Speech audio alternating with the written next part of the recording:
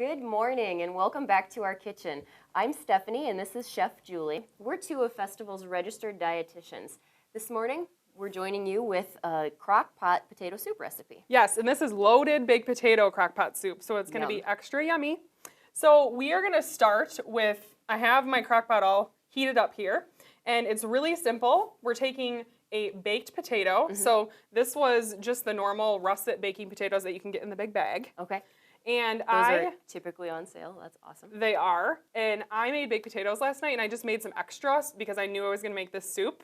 So then today I waited till they cooled off, and then I peeled the skin off from there. And so that's what we have left here. And it's really important to bake these because it's a baked potato soup, so we want that flavor.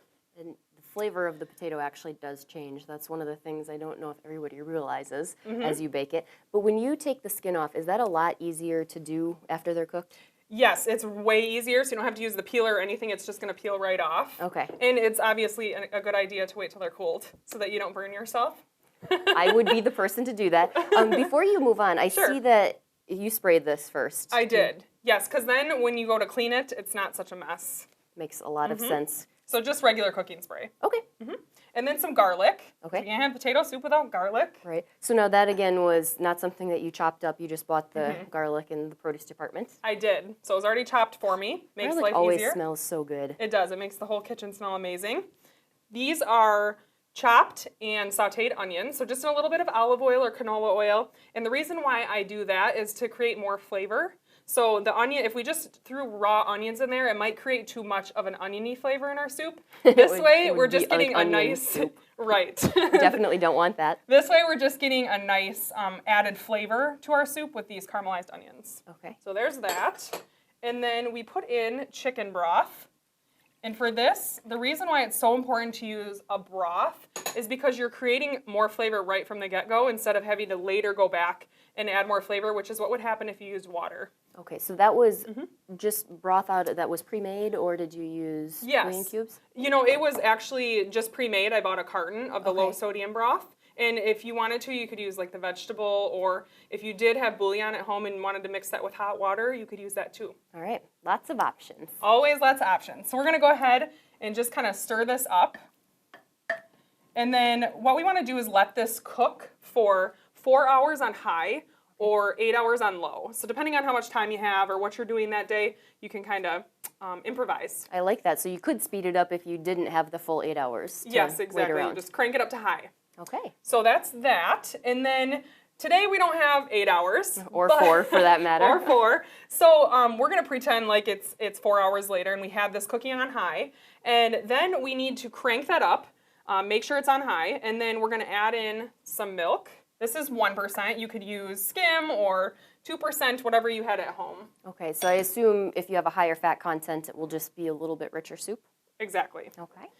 And then we're going to add in cheddar cheese because it's loaded baked potato, so we have to have... You have to have cheese. So we're going to add that in and just kind of stir it together. I'm using my potato masher because I don't want to dirty another spoon. Always thinking. So we're going to let that go for another 20 minutes on high, and it's going to get nice and bubbly, and the cheese is all going to be melted. Okay. The only other thing we have to do is season it with some salt and pepper. Of course. Yes. And my guess is not measured, just Chef Julie working her magic. No, we're just going to season it, and then we're going to give it a good taste once it's cooked for 20 minutes and see if it needs any more. So that's pretty much it. And again, we're using our little potato masher to stir that up, and then we're going to let that go. Okay, so again, we have some that's already prepared, so I'm just going to move this out of the way. Yes, let's go ahead and try some. This has already been cooked, and it's actually kind of chunky, so I used this when I was mashing because I wanted to leave some of the chunks in there. But if you wanted a smooth potato soup, you could have used like an immersion blender and gotten it really creamy if you wanted to do it that way. I love it. I like chunky soup. Yeah, I'm a big fan too, especially because you want it to feel like it's filling. And anytime you have chunks, I feel like it does feel like it's a more filling soup. Yes, it just seems more hearty. Another thing that's cool about this soup is that we didn't need to use a thickener like a roux or something like that because the potato is so starchy that it kind of thickens itself. Okay, so I'm going to ask you to speak in normal people's terms, not as a chef, but what's a roux? A roux is equal parts fat and flour, and it's actually kind of a base when you're making a soup or a sauce to thicken it. So we don't need to do that with this soup, but just so you know for future. That's what a roux is. That sounded sort of complicated, so I'm glad we don't have to worry about it.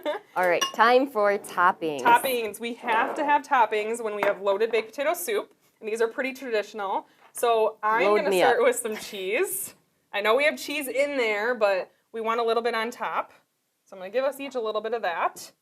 And then I'm going to give us a dollop of Greek yogurt. This is non-fat Greek yogurt. Again, a good substitute for sour cream. But if you have sour cream at home, certainly something that you could use. I don't know about you, but I love having a little bit of Greek yogurt or sour cream on my baked potato. So it's necessary in this soup. And then a little bit of chives. So they're just chopped fresh chives. You could use green onion too, because I know a lot of people like that. Last but not least, my favorite. This is actually turkey bacon, and it was pre-cooked. It's Godshall's brand. So it's already cooked. You can get it right in the bacon aisle, and then we just chopped it up, and we can put it on top of our soup. So I will say ahead of time, I am not normally a bacon fan, but I have had this turkey bacon, and it is really delicious. Notice I gave us extra bacon. Thank you.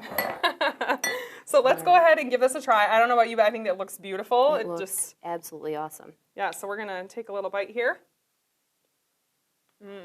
That is delicious. It's so good. If you'd like this recipe or any of Chef Julie's recipes, you can visit our website at festfoods.com and click on the Health and Wellness link. You'll find her blogs there. Later, Tater.